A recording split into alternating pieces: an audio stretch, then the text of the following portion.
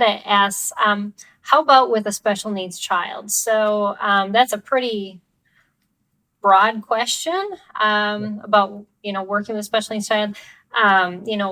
We could talk about wheelchairs outside, making spaces accessible. I know that's an issue with some of my siblings, and we have even gone camping. My parents have made that possible.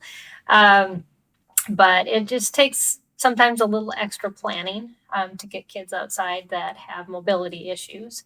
But I think you covered a lot of things, Michael. Just with ADHD, and kids on the autism spectrum too have a lot of sensory issues. And so, did anything else come to mind? That Yeah.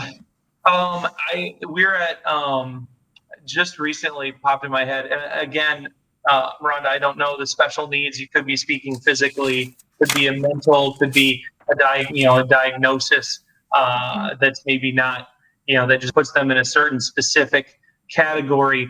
But it just reminded me of a story.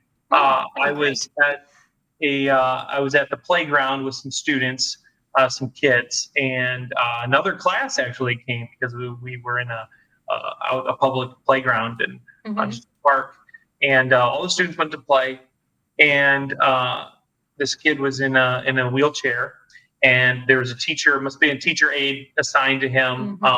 and she asked him what he wanted to do, and they were talking, and it looked like they had a great relationship, which I thought was awesome to see. Hmm. And what there was a track around the park, and he wanted to be pushed around the park. And Ah. he told her to run, and I was like, "Well, there's the workout for the day."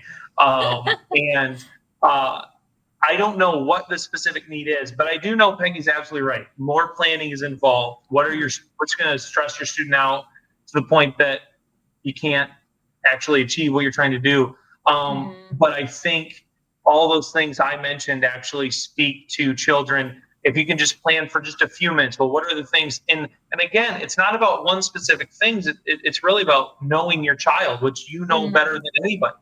Right. Strategize. Don't say Exactly. what's the one thing.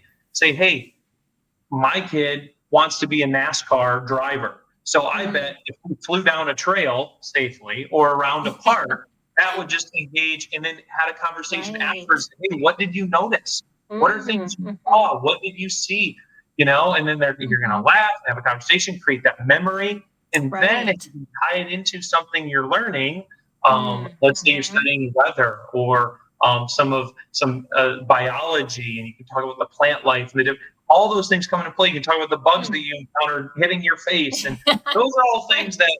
How is my child going to enjoy the outdoors? That's the first thing. How is my child going to enjoy the outdoors? Then the Mm. learning happens. It's not learning and then enjoyment. It's enjoyment and then learning happens.